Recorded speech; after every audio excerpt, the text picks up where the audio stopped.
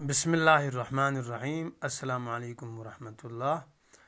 2 جون 2002 بروز منگل، BSH آورہ، 9th کی اردو غزلیات۔ غزل کی تعریف اور اس کی اصطلاحی تعریف اور لغوی تعریف عزیز طلبہ کل ہو چکی ہے، اور غزل کا جو پہلا مرحلہ ہے وہ ہے فراق گورکھپوری کا یہ غزل۔ فراق گورکھپوری آپ دیکھ رہے ہیں سامنے کتاب میں، آپ دیکھ لیجیے کہ صفحہ نمبر 104 میں اس کا تعارف آیا ہے، اور فراق کے حالات مختصر سے اس میں لکھے گئے ہیں، اسے آپ یاد رکھیے گا۔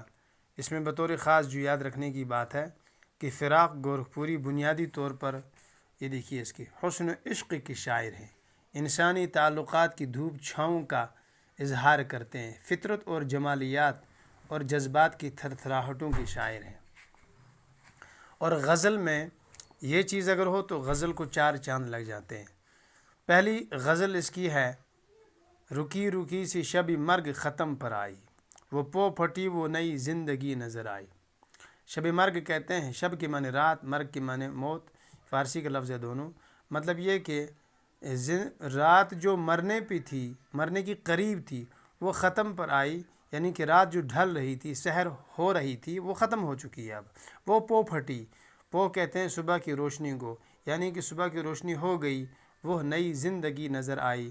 نئی زندگی ظاہر ہے، جب صبح ہوتی ہے تو ہر چیز انگڑائی لیتی ہے، ہر چیز اپنے کام پہ نکل پڑتی ہے، اور رات کو گویا کہ ہر چیز سوتی ہے، گویا کہ موت پہ ہوتی ہے۔ اب تو صحیح سب ہر چیز کو نئی زندگی آئی۔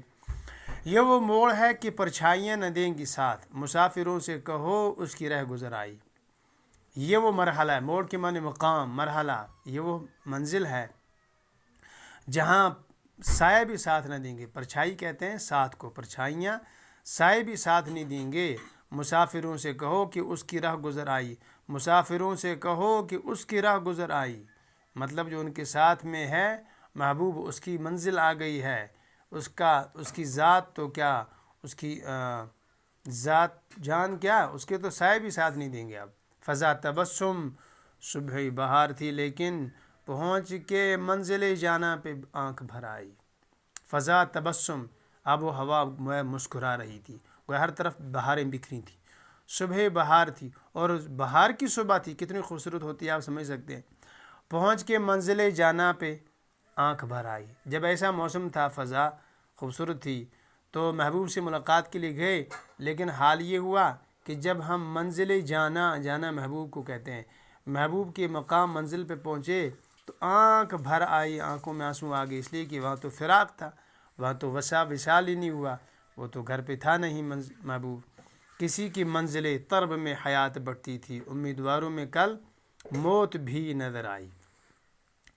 بزم کہتے ہیں محفل کو، مجلس کو، طرب کہتے ہیں خوشی کو، حیات کہتے ہیں زندگی کو، عربی کا لفظ ہے۔ تو کسی کی مجلس، خوشی کی مجلس میں، کسی کی خوشی کی محفل میں زندگی تقسیم ہوتی تھی۔ مطلب یہ کہ بعض ایسے ہوتے ہیں جن کو مل کر، جن کی مجلسوں میں جینے کو دل کرتا ہے، ان کے ہاں زندگی کا لطف آتا ہے، لیکن یہاں حال یہ تھا کہ امیدواروں میں کل موت بھی نظر آئی، لیکن جو اس کی چاہنے والے تھے ان میں موت بھی تھی، موت بھی اس کو چاہ رہی تھی۔ کہاں ہر ایک سے انسانیت کا بار اٹھا کہ یہ بلا بھی تیرے عاشقوں کے سر آئی۔ اچھا شعر ہے یہ، بیت الغزل ہے۔ کل بتایا تھا ہم نے کہ غزل کا جو خلاصۂ شعر ہو، جو سب سے ممتاز موضوع کے اعتبار سے شعر ہو، اس کو کہتے ہیں بیت الغزل، شاہ غزل، جس کو میں نے کل کہا تھا شاہکار، غزل کی شاہکار۔ تو یہ اس کی گویا کہ بیت الغزل ہے اس پوری غزل کا، کیا کہ انسانیت کا بوجھ ہر ایک سے کہاں اٹھتا ہے، یعنی کہ انسانیت اور شرافت اور مروت ہر ایک میں کہاں ہوتی ہے۔ یہ بلا بھی تیرے عاشقوں کے سر آئے، یہ انسانیت کا کام بھی تیرے عاشقوں کے سر آیا۔ اس کا کیا مطلب ہے؟ یعنی عاشق ہی بیچارے انسانیت کی لاج رکھتے ہیں، ورنہ معشوق تو بے وفائی کے ذریعے سے انسانیت کو شرمشار کرتے ہیں۔ یہ شعر اس کا زبردست شعر ہے۔ اب اس میں آپ دیکھیے، کل ہم نے عرض کیا تھا کہ غزل میں پہلا شعر ہوتا ہے اس کا مطلع کہلاتا ہے، اور ہم نے یہ کہا تھا کہ غزل کے لیے ضروری ہے کہ اس کا پہلا مطلع کے لیے ہر شعر اس میں ہم قافیہ ہو، وہ ہم ردیف ہو، اور ہم بحر ہو۔ یہ ساری غزل ایک ہی بحر پہ کہی گئی ہے، اور اس میں قافیہ بھی ایک ہے، اس میں ردیف بھی ایک ہے۔ دیکھیے ختم پر نظر، تو یہاں پر بھی رے آیا آخری سے پہلے، یہاں پر بھی نظر آیا، اور آخری دیکھیے آئی اور آئی لفظ ہے، تو اس کا قافیہ بھی اس کا ردیف بھی ایک ہے، اس کو کہا گیا مطلع۔ تو غزل کے پہلے شعر کو مطلع کہتے ہیں، اور مقطع کہتے تھے اس کو جب آخری شعر میں کوئی شاعر خود اپنا تخلص بیان کرے، لیکن چونکہ فراق گورکھپوری نے اس میں اپنا تخلص بیان نہیں کیا ہے تو اس کا آخری شعر مقطع نہیں کہلایا گیا، بلکہ آخری شعر ہی رہا۔ اور یہ کہ اس میں بیت الغزل جو نمایاں شعر ہے وہ آخری والا شعر ہے۔ آج کا سبق اتنا، کل انشاءاللہ دوسری غزل کا سبق ہوگا۔ السلام علیکم ورحمۃ اللہ۔